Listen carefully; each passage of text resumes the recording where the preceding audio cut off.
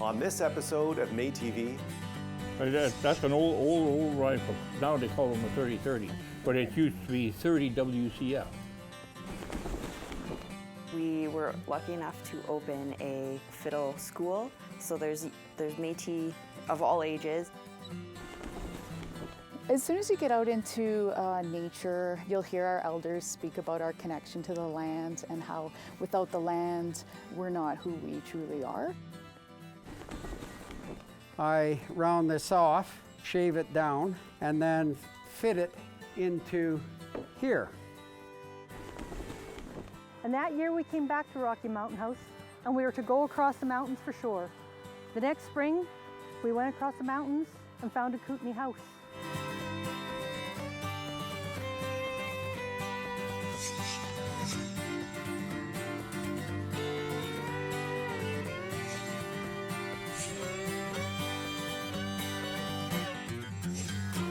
Tanse, and welcome to METV. Today's episode is going to take us across the province of British Columbia, from the ranchlands of Merritt to the mountains and rivers of the East Kootenai. But first, we're staying right here in the Lower Mainland, where we have recently relaunched a chartered community in the city of Surrey. Region 2 Director Louis De Jager and I convened a panel to discuss this and more. Welcome to METV, Carmen, Lee, and Minister De Jager. Thanks so much. Before we get started on the program today, I just thought I would take a moment to provide you just with a little gift, a token of my appreciation and from the show. Over to you, Carmen, and over to you, Lee. And also, thank you very much for your willingness to share your story with us here on Thanks METV. very much. So we're going to kick it off with, I'm going to start off with Lee. You've been involved with our community in the past. Tell us a little bit about what brought you back. I've been sort of out of action for a couple of years, except for my beading group. I've always had a beading circle that we've managed to keep going on Zoom, and I just decided that I wanted to get back to the grassroots community and get involved again, and I just really wanted to get back to connecting with a community. Awesome. And Carmen, you were just recently elected to Region 2 as the women's rep. What was the main inspiration for you to put your name forward for public office? Well, I too have been involved with Métis politics, and that was back in the 90s, before I had my family. I've always been a strong feminist. I've always had a love of politics and an interest in politics.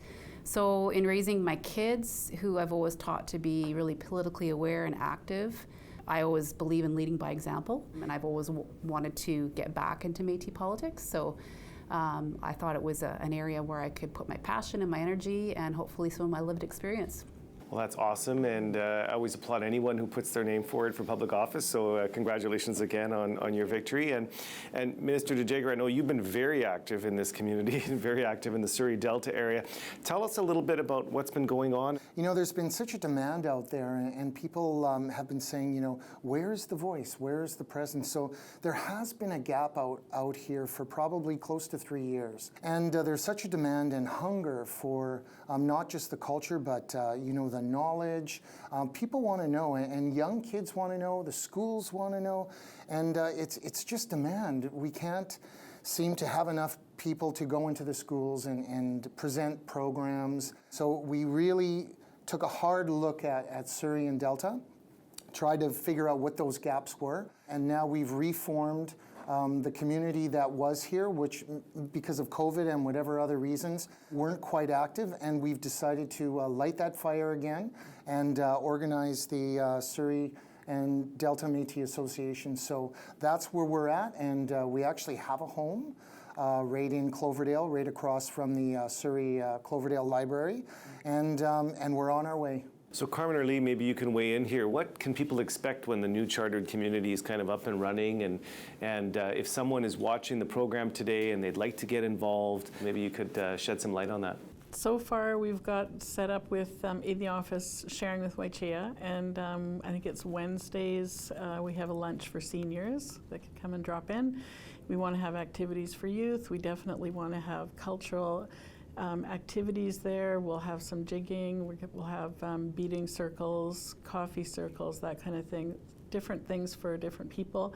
That's great. So did you want to weigh in on that as well, Carmen? I would just sort of piggyback on what Louis was saying, that of course we want to look at some of the other social issues in terms of healthcare, education. Huge that we want to have a presence in the school system. We need our Métis representation.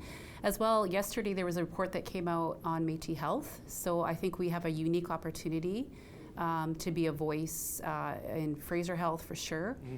And Minister De Jager, you've had some involvement in Chilliwack and are there other school districts that are welcoming and kind of open to this and eager for that knowledge for Métis culture and heritage? Yeah, I think it's a work in progress. You know, there's different school districts are at different levels, and that's why we so desperately need a presence out here in Surrey and Delta, is to solidify those relationships. Carmen Callier, thank you very much for being on the program. Lee Fraser, thank you as well, and Minister De Jager, really appreciate you taking a few minutes to talk about my favorite topic. Thanks so much. Thank you. We're taking a short break. When we come back, Métis artist Lisa Shepherd will take us to Merritt, where we will meet Don Boucher, a Métis elder and lifelong cowboy. It's a root cellar where I keep my potatoes all winter and the canning and stuff in here. Okay, things like potatoes and beets and canning and that kind of thing. And it's just built into the side of the hill, so it just naturally stays cool. Yeah.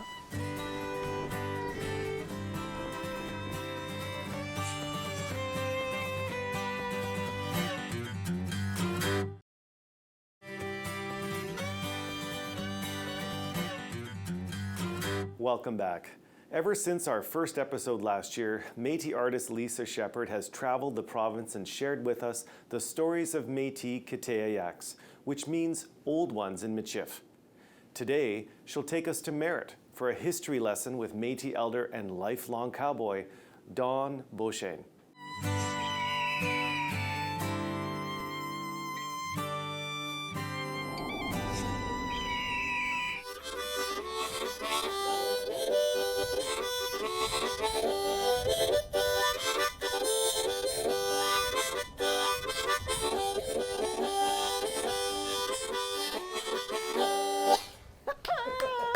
Thank you, that's great. Don was a cowboy for quite a few years. Yeah, we are cowboys for And he worked for Douglas Lake Ranch. So did you come from a cowboying family? Like before you? Well, no, my dad was a carpenter. A carpenter. And my grandfather was a carpenter. How did you end up doing this? I guess on my ancestors on the Boyer side, they were cowboys. Oh, I see. Yeah. My grandparents, my great-grandparents, there's no record of them. They were Montagnais. Right. And they used to travel all over the north, eh? So they said they were born someplace in northern Manitoba, someplace.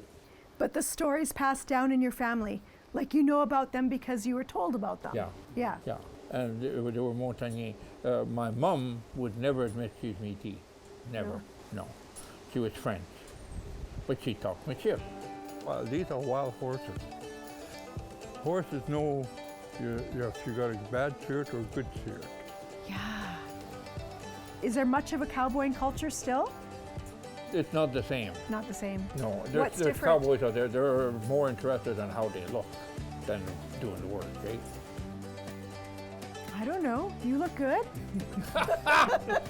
I ain't got enough money to pay you. We have a tradition too. It's the sashing. Don can tell you more about the sashing. Ah, yeah. So the first grandchild, eh? So you give her her sash. You sit her. That's what a grandmother's sash. Okay. So you sit her in the middle of the room. You give her a bouquet of roses. Got to be roses. Roses. And you dance a jig around her.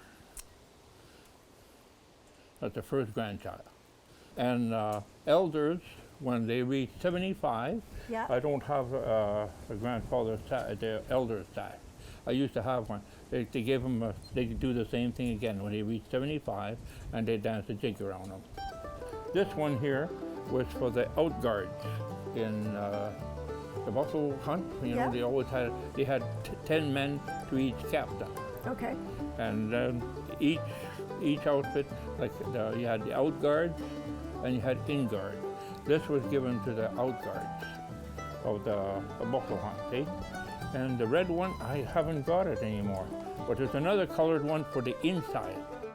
when they came together with their carts, they were forming like a protective circle, is that? Yeah, all the shafts were out, and they were all tied in. And what was in the middle? That's where their fire, that's where they cooked, in the middle. Okay. Yeah. Okay. And the livestock was in the center. And outside there was pits, rifle pits, see? Okay. Yeah. And this would be where? Like where would this take place? Wherever they were on a buffalo hunt. This is your root cellar? Yeah, it's a root cellar where I keep my potatoes all winter and the canning and stuff in here. Okay, things like potatoes and beets and canning and that kind of thing. And it's just built into the side of the hill? Yeah. So it just naturally stays cool? Yeah. Like, you know, at night we used to put juniper on top of the fire. Yeah. So it kills the smell in the camp. There's no smell. So then you put the kids through it. You know, the animals, they can't smell and they can't find them, eh? I didn't know that about juniper. No. No. Yeah. No, I know that juniper is really nice with wild meat. Yeah, but like I know taste-wise that it goes with it, but... If you want to get rid of smell, you use juniper. Here's another one of my inventions. See? What is it? You drag it, and it makes your rows straight, see? When you're planting. Get out! That's clever and so simple. I just put rocks on there to make it heavier, and then the potatoes, they're just wide enough for my rototiller to go between it, and you drag that. So that's how you got all these rows straight, is just with this? Yeah. Oh, I got to show you how to tie a feeder knot. That goes on a hackamore. See, grab this like that, turn it like so. Take this, pass it through here. Now everything's got to come out through the center. So you grab this one into here. And you take this one, comes back over here. I got two in there. Did you catch all that? Not a chance. Like, not a chance. How you remember that? You know, sometimes I don't remember what I had for breakfast. Yeah. When Dawn drops off to go further on, there's going to be nobody there to pick up the knowledge. It's got to be documented. That's one of the biggest things that we have to look strongly to going forward with, is getting it documented so people can actually remember the language and pick up the language and hear the stories. And, you know, that when they had those campouts, a kid come of age, he had to have they give him a pocket knife. Okay. Every young kid wanted a pocket knife.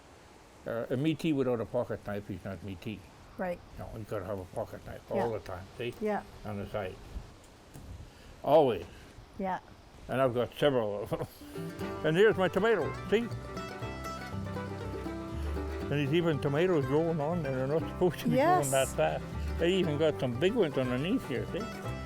What else do you have here? And well, I took out the radishes, the onions are gone, and I still got some of the zucchini here. Yeah. And there's pickles, cucumbers, and some turnips. And that is a hunting outfit. I don't know much about this at all. It was probably made in the 1940s, that rifle. Really? Yeah. Oh, wow. It's an old rifle. It's very old. And then you lift this up, and you look through there. And that's how you sight? And you, oh, wow.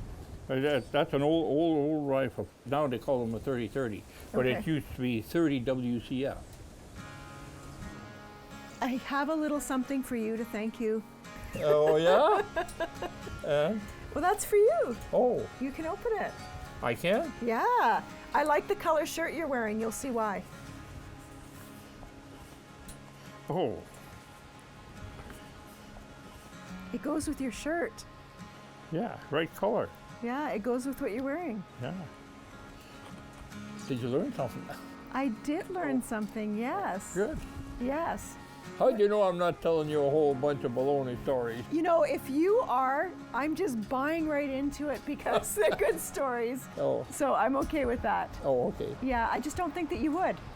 Because I just believe that you care about passing on these stories. So I trust that they're going to be truthful. I do. Well, I don't know how many years I got left. Probably not that many. I don't think so. And that's what you want to do in that time. Yeah. I hope to, but I don't know. I hope you do too. Yeah. Yeah, I really do.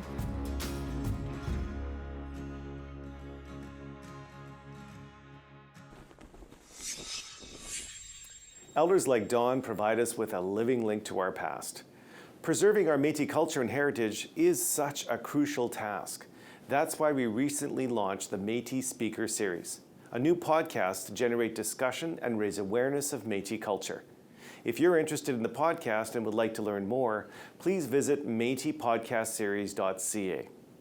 We're taking a short break now, but when we come back, we'll be heading out to the Kootenay region to speak with Métis citizen and backcountry educator Alex Ibbotson. When I started exploring my Métis history, it really started making sense to me why I love being on the land so much.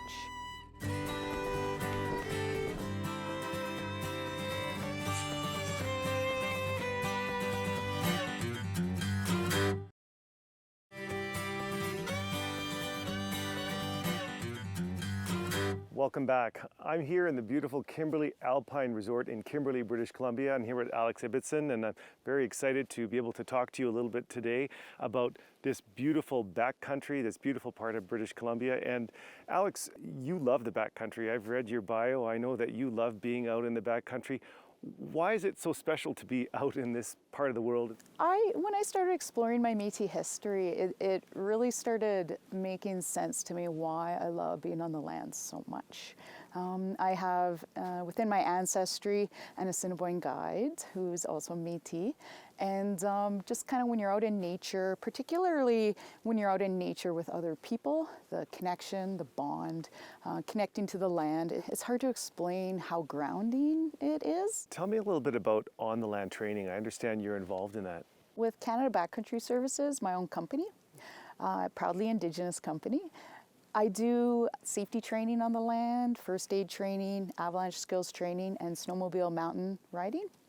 And I have a dream in this area to create a center for youth to come and receive training to have employable skills, focusing on Indigenous youth ages 18 to 25. That's an underserved age group right now. Focusing on Indigenous, but not exclusive, because we do want the inclusion and we want a diverse group of people coming together. So what we want to do is train people for entrance level employable skills to test out different industries. We have quite a few different environmental jobs available, industry jobs available in this region. And then myself as a backcountry guide and safety educator, there are educational pathways that are a little different than what we typically tell our youth.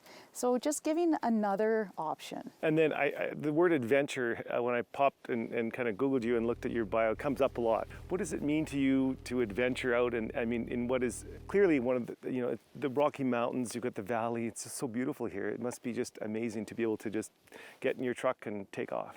As soon as you get out into nature, you'll hear our elders speak about our connection to the land and how without the land, we're not who we truly are. So adventure really in the day-to-day when we come up against challenges or there's situations like COVID has been creating for every individual immense change. You get into nature and you start seeing the changing, here we have the changing larches, and it shows you that, with change, there's also new beginnings, creation, and opportunities. So nature is kind of like our greatest complex system that shows us that we have the ability to self-organize and adapt. So humans, when we get out into a natural environment, it models the way for ourselves as people to adapt. And I think it was the local nature that actually inspired that sash that we're looking at. I'm looking at it right now. We're all looking at it. It's so beautiful. It's hand woven. And tell our viewers a little bit about it, because when I look at that sash, I pick up a lot of the colors around here. Yeah, you bet. It was done on a loom, so there is finger weaving. And so did you do that yourself? You wove that together? Because I certainly couldn't do that. You bet. It took a lot of perseverance because there were several hours that went into it. And I selected my colors based on the nature we see here today. So you can't really see it behind us. It's actually happening as we speak. Snow's coming onto the mountaintop. We have our larches, our Kootenay River is this beautiful blue color, and then also our alpine lakes go that color. And then we have our red adossery dogwood, our Saskatoon berries, and then Rocky Mountains as well. So you must have taken some time to obviously think about each and every one of those colors going into that before you pulled it together. Well, I know I love these color combinations just being in this area and seeing it around me, particularly right now, this time of year. You go on social media and locals are just flooding their feeds with these beautiful hikes with snow and these larches that we see in the Kootenay area that you don't see everywhere else. And yeah, it's interesting as an artist when you kind of bring your story, your color story together. It isn't like right out of the gates. It sort of comes together as your artistic creative juices start flowing. Yeah. Well, that sash is not only a piece of clothing, it is a piece of artwork. And Alex, on that note, I want to thank you so much for joining me up here at this beautiful resort and on this beautiful day. And thanks so much for being on METV. Thank you very much for coming. We'll be right back. I cut pieces in a square and then drew the round circle of it. And to get the strength, I put together 2 pieces. So what they did was they doweled to hold things together.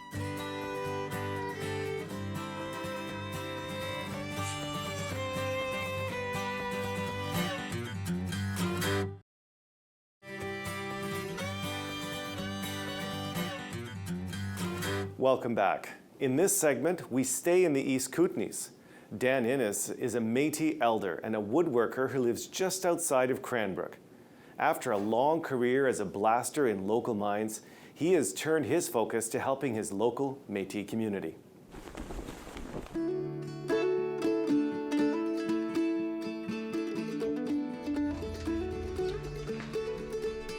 The Métis group in Cranbrook was there, and I joined it about 20-some years ago. When the mine closed here and I retired, I would get more involved with it, and that's when they decided they would like a little cart for their community garden that they look after there. I knew what the cart was and the history of it, so I decided I would make it out of local woods because that was the tradition of the cart. Doing it, I felt that the wheels would probably be the hardest. So I thought, well, I'll start with the wheels and I'll start putting them together. What I did was went out in the bush and found a piece of cedar. Out of a piece of wood like that, I would come up with this. And then I would actually make the spokes out of splitting them. And I used what they had in those days too, was a froe. Even in those days, they had a froe to split wood for their cabins. And I picked up a froe and felt that I could split spokes out of it. So I cut a piece of wood like this. And then what I do is basically split it. And then I get a spoke. I round this off, shave it down, and then fit it into here. My biggest memories are when we went, of course, to Creston and talked to Grandma, and her traveling out of Atosh in the Métis cart to get away. That in itself was amazing to me. My grandmother, when she did pass away, she reverted to the native language, and we were told it was just gibberish because we didn't understand the language. Actually, it was my cousin found out that we were Métis, and then I brought it up to my mother, and she wouldn't admit to it either because she was told by my grandma that not to do that because she could end up in a residential school. And so they spoke French and pretended they were French Ukrainian. Was brought up with that fear, and it just doesn't go away. Even though some of the schools had closed and stuff, she was told, she was brought up, don't say anything about it. You're French, and that was it. My grandfather, he was a carpenter, and my other grandfather, he also did carpentry. Neither one were schooled for it. They just did it. That's the way it was in those days.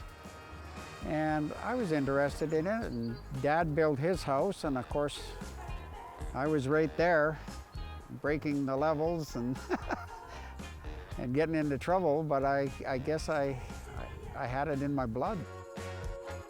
Mount Baker School in Cranbrook, they decided that they might want to get involved with building 2 full-size carts with the Métis students in the school and the IA teacher there.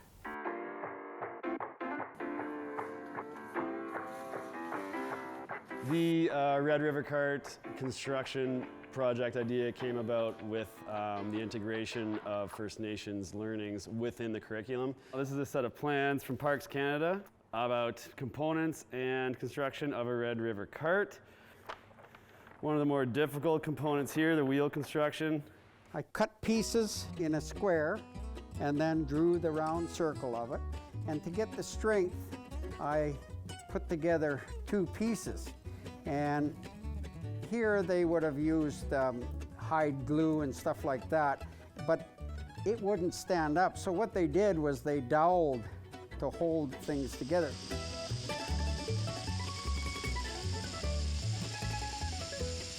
There was lots of thought put into it. There's no doubt about it. And when you're building it, you see that.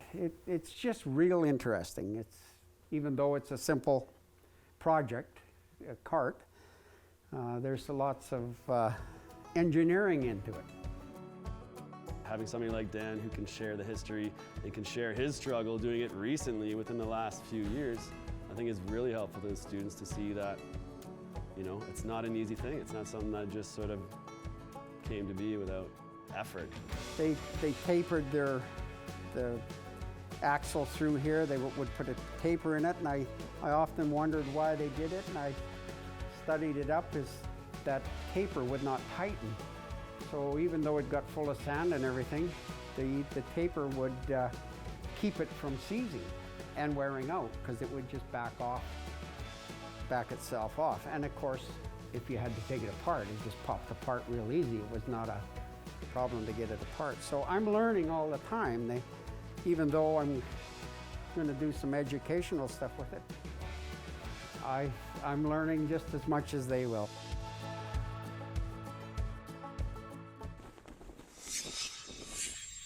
Volunteers like Dan are the lifeblood of local Métis groups across the province. If you have skills or knowledge and would like to give back, I encourage you to reach out to your local MNBC office.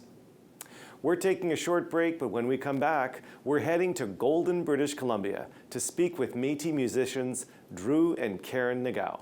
So when I started playing fiddle, I played with 2 youth as well, and they've moved away now, but we were lucky enough to open a fiddle school. So there's Métis of all ages and non-Métis of all ages.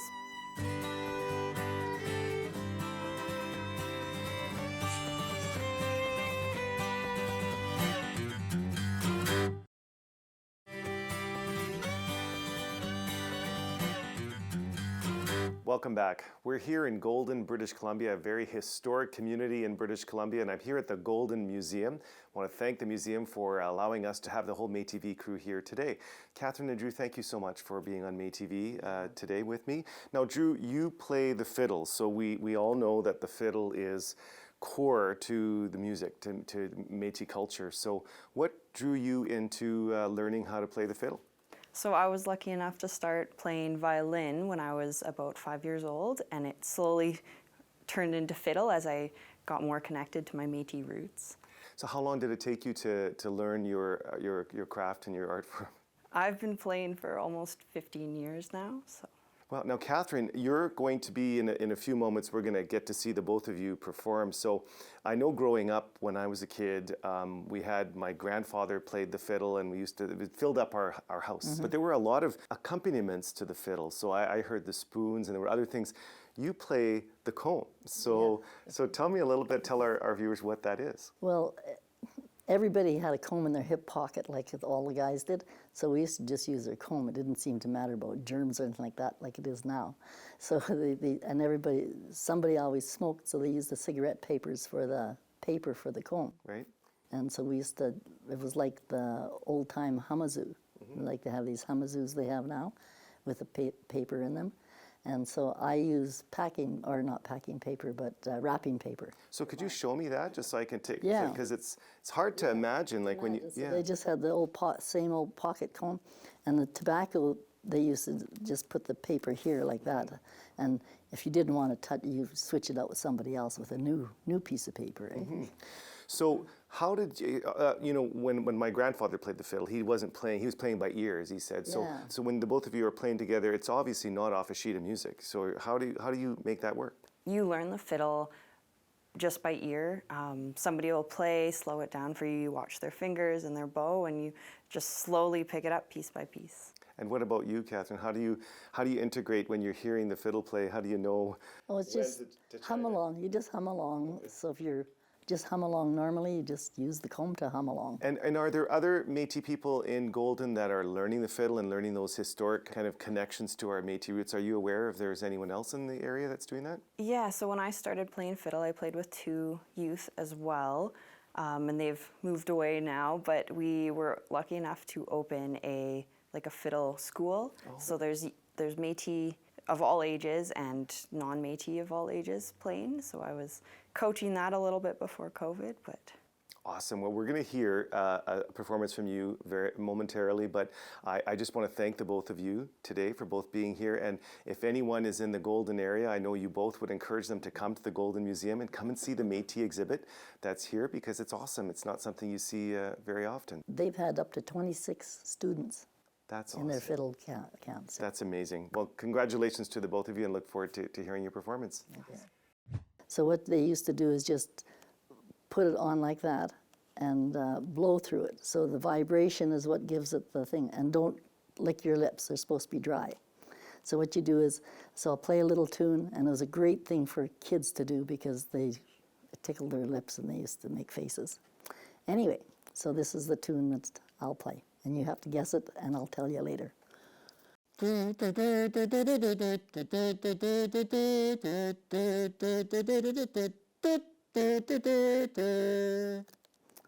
did you guess it? It was Pop Goes the Weasel.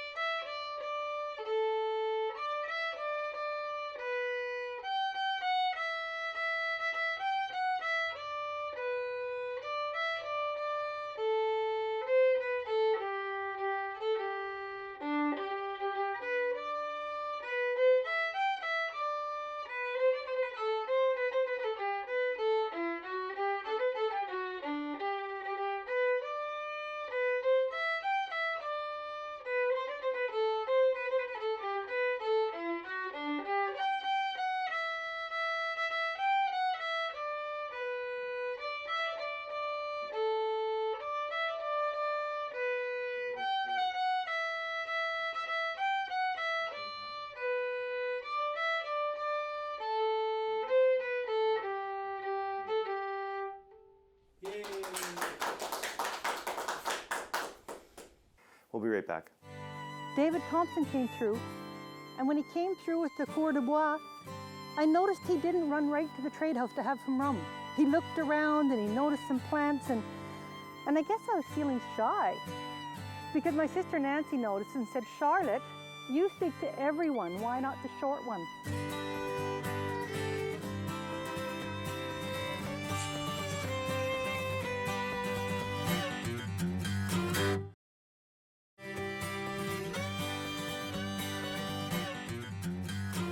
Welcome back to METV. I'm here in beautiful Invermere, British Columbia. We're here at the National Historic Site at Kootenai House, and I'm joined here on the show today with Sharon Wass, and Sharon is a local resident. And Sharon, you know a lot about this site. Tell us a bit more. Kootenai House was the first fort built on this side of the Rockies by the Northwest Company, and David Thompson was not here only by himself but with his wife and his 3 children. Now, Sharon, this site, it's a National Historic Site. It's got a lot of history, and the fort is obviously gone, so it's obviously disappeared. But one of the things I noticed here was that David Thompson's wife is not anywhere on any of the signage or anything else. Tell us a little bit about that and what you've done in Invermere to make sure that she gets recognized. It's the truth of a lot of places that the females were just not even recognized, as particularly the Métis wives and the Métis families, who were a crucial part of the fur trade and all the work they did in the forts. But Charlotte traveled with David for many years, and they had 3 children together. And when they started to get the money together for the 200-year celebration of David Thompson coming, they were talking about putting a statue up. And I said, well, it's got to be a statue of both David and Charlotte. Charlotte was here. Charlotte was here with 3 small children. She traveled across this country in a canoe with small children to be with David. And so I talked them into it. I did a presentation to the Historic Society, and they put her and David on the monument, which I thought was very, very important. Well, that's amazing, and that ties into a little bit about what we're here to do, and to hear you. You have your own one-woman performance. Mm-hmm. It's focusing in on Charlotte Small, David Thompson's wife, and set this up for us, because we're going to have you do a few minutes of our viewers are going to get a little snippet of what your performance is. So, tell us a little bit more about it. Well, as you can see, this is the Kootenai house, and I happen to live just a few miles up the road. And then when I started doing a little bit of research into Charlotte and David, I'd realized they had 13 children together, and my Métis grandmother had 13 children. And all of a sudden it just seemed like I really should tell her story. So, Sharon, your performance is about 30 minutes. We're going to turn it over to Sharon now, and we're going to see just but a snippet of Sharon's one-woman performance on Charlotte Small. David Thompson, map maker. What a title. It makes my David seem like such a shallow man. What did David Thompson do? Oh, he made maps. Yes. My David made maps. And he was very good at it too. But there was more to my David than just his maps. My David was a strong man, a good man. He cared so much about all the people that he dealt with, and the animals and the plants. He didn't just think of the next rum stop or the next pipe. He always wanted to know everything he could about the people in the land. But I haven't told you who I am. My name is Charlotte Small. I was born in a fort at Île-à-la-Crosse. My father, Patrick Small, was a factor at the fort, and I had an older sister, Nancy, and a younger brother, Patrick. There was so much work to do in a fort, all year round. We were sewing, we were trying to grow a garden, we were gathering food, we were preparing the fort. There was hours and hours of work, and everyone in the fort had to do their share of the work. The year I turned 12 was an interesting year. David Thompson came through, and when he came through with the cour de bois, I noticed he didn't run right to the trade house to have some rum. He looked around and he noticed some plants, and I guess I was feeling shy, because my sister Nancy noticed and said, Charlotte, you speak to everyone, why not the short one? Then, I could feel my face burn, and finally the teasing got so bad that my mother sent us back into the fort to work. That night, I snuck out of the fort and followed David as he went, and he looked at the stars through this little instrument, and writing down numbers, and I didn't know what he was doing. After they left, whenever the name David Thompson came up, I was all ears. I was listening. And it turns out he wasn't just a fur trader. He was an explorer. He could tell you exactly where you were in this whole world just from looking at the stars and doing his little calculations. Well, that fall, my sister Nancy got married to a man she'd never met, John MacDonald of Garth. He was a young partner in the fur trade as well. And the next spring when David came through, he asked me to marry him. So there I was, 12 years old, stepped into the canoe as Mrs. David Thompson. We went down to Grand Portage where all the meetings were, and I was quite frightened until Nancy finally came back and said, Charlotte, we're going to travel together after. So back in the canoes we went, and we started traveling all across the country, way past the prairies where my family grew up, and into these foothills and these huge, huge mountains. I felt quite terrified by the size of them. When we got to Rocky Mountain House, David told me I wouldn't be able to go out and mingle with the people as much as I usually did, because the Piikani did not want us to cross the mountains. And the next spring, when David prepared to go, I had to wave goodbye because I was expecting our first child.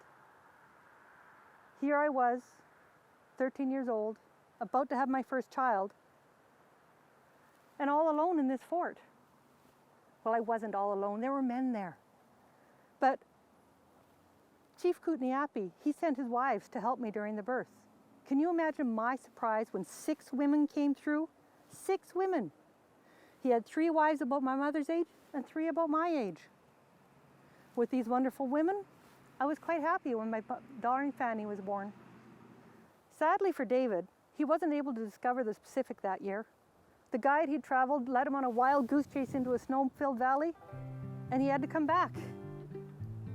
The next year, we were posted to the Peace River country, where when I was 18, our son Samuel was born, and then our daughter Emma when I was 20. And that year we came back to Rocky Mountain House, and we were to go across the mountains for shore. The next spring, we went across the mountains and found a Kootenai house. That was a wonderful summer. It was still a wide river valley, similar to what I'd grown up in the plains, but the mountains were beautiful all around us. But when we were going back across the mountains the next spring, we had a terrible experience. And I know that's when David decided not to bring us on long journeys with him again. Emma was such a wanderer. She was always wandering everywhere. And when we stopped for a break, I was so tired, looking after the 3 children, carrying my share of the supplies, another child on the way, that when David went to find a place across the river, I laid down for a nap. And the next thing I knew, David was shaking my shoulder. Charlotte, where's Emma? Emma? Fanny, have you got Emma? Emma! Emma, where are you? Oh! We found her 2 hours later, up the hill, underneath a tree, so sound asleep that she didn't hear us calling her. I know that's when David decided not to take us on long trips again. We did eventually go to Montreal. We had 8 more children, and sadly within a few months of being there, Jonathan died and then Emma died. I was heartbroken. All those years of living out under the stars, we never had so much as a cough or a sniffle, and within town, we were all sick within months, and 2 of my children died. But David did marry me. We were together for 58 happy years. David Thompson, map maker, yes. Explorer, yes. But kind father, wonderful husband. Most of all, he was my David.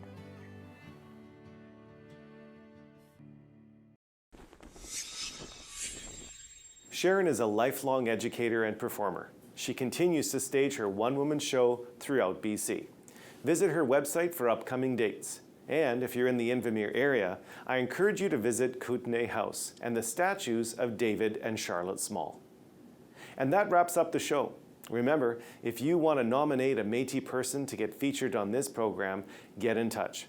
Also, please note the times and stations where METV airs across Canada. You can also watch previous episodes on our website. Thank you for your encouraging feedback, and I'll see you next time. Until then, Mina Kawapa Mitten.